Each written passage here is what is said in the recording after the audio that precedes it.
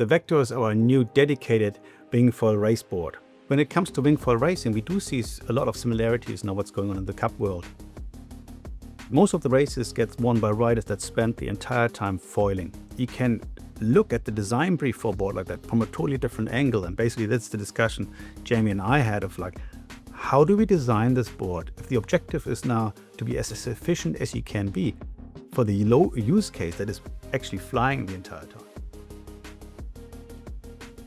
So with all of that in mind, basically the design brief was then to design the board that would fly the best and be least affected by chop and waves, and it didn't apply to your standard wing foil board at all. As Uli said, as well as being fast on the water with excellent touchdown recovery, we really focused on reducing the windage once you're in the air.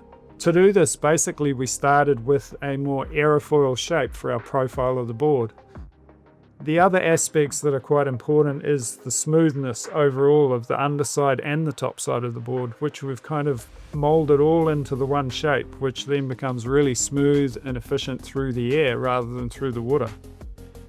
When we then had first discussions about the arrow shape, we actually considered like, so what if we give this board shape in profile section view over center line actually a foil shape, and with that, if it heels over, you would actually able to create a certain amount of lift out of the board as well as the hydrofoil to just get higher up in angles and then climb over your competitor.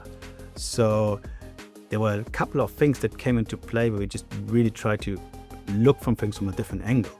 I think it was also doing our testing with the two boards, we found out that the boards with the boxier outline, traditional harder chines, let's say, they were much more prone to catch the chop, and with that get the rider off balance and start influencing the rider to the point where with the rounder edges it just skims over the wave, over the chop. It never catches the chop, and that gives you just more control over the board, so you actually can push harder and go faster with more confidence. We've used aerofoil type reverse shear, and then that runs down here to the tail where we've cut it off clean. And that allows the wind to actually rip off cleanly and reduce the drag of the board when you're going really fast. As well as the nose to tail profile, we've used a cross section that's really wind friendly. It allows the wind to flow over and past the board with the least amount of resistance. Another advantage of the rounded rails is also that it reduces the windage. If you heel the board over and the flow runs over the board, it's effectively making the area narrower, make the width narrower, and with that less area, and with less area you have less drag. You can see similar parallels going on in the yard design of modern race boats. They have a much more pulled in deck shape from top view, and then beveled sides to really reduce the windage when they're heeling over. And we've taken a similar approach with our race board design here. Despite everything we just said about reducing the aerodynamic drag of this board is still very capable of getting up early onto the plane. It's very forgiving with the hull shape that we've chosen. Given the length and the width of the board, it builds up speed fast and it's really easy to get up onto foil. And obviously the rebound is really great. Jamie, run us a little bit through the shape and the underwater body. So we've blended this really rounded and smooth forward section of the board into almost a soft chine through the tail and off the back of the board. This gives you some stability and almost a flatter planing surface area through this section where you're getting your lift and onto foil. Another great feature out of this hydrodynamic optimized hull shape is if you have the rails towards the tail beveled over so much as we have it here, it allows the board actually to be ridden more heeled over. So in the race scenario where you got two riders on the same gear, the person that can heel the board over more will also have the foil heeled over more. And if that's the case, he will climb from underneath higher up compared to the competitor and can actually point higher on an upward leg. Obviously, when it comes to racing, weight and stiffness matter. The stiffer the board, the more direct the board is, the higher the loading is, the higher the performance of the board is. At the center of this board, we have a lightweight EPS core that we then fully wrap with a thin layer of high-density PVC. That combined with a full carbon layer gives us a really stiff and rigid board.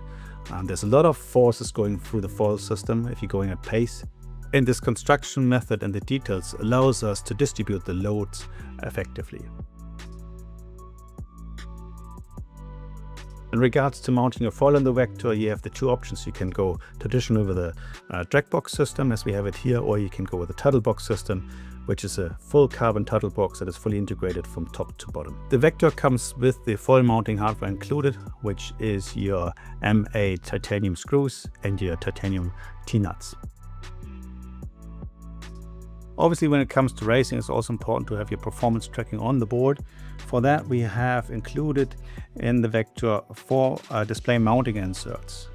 So these mounting inserts would work for the display mount from Sail 1. These screw inserts have a spacing of 76 by 39 millimeters. So that also allows you to come up with your custom bracket to fit any other tracking device to the board if you wish to. The vector has only inserts for V-straps at the front and a centerline strap at the rear. The vector comes in 3 sizes: the 4.7 at 55 litres, the 5.0 at 70 litres, and the 5.4 at 85 litres. It is a dedicated wingfoil race board recommended for riders with intermediate to advanced skills. Even though it's a highly spec'd board and performance focused, it still is a very forgiving board on touchdowns and easily to get up onto foil. So what's the ultimate foil setup you would recommend for this board, Uli? Obviously, it's high performance, so you would go with the ultra high modulus mast, in this case the HM105, so our longest mast that we have, and you combine that with the HA front wings, which are the fastest wings in our range, and with the mode Ultra. For example, let's say some of our test riders that we developed this board with, they are on the HM105 with the HA550 front wing, C700 fuselage for the great pitch stability, and then the S178 tail. That is a setup where they doing testing so far pushed until 35.7 knots, which is quite outstanding given that we have a fully modular foil system. You know, this is not a custom spec race gear. This is, everybody can purchase a foil system like that over the counter from North. So those are quite outstanding numbers.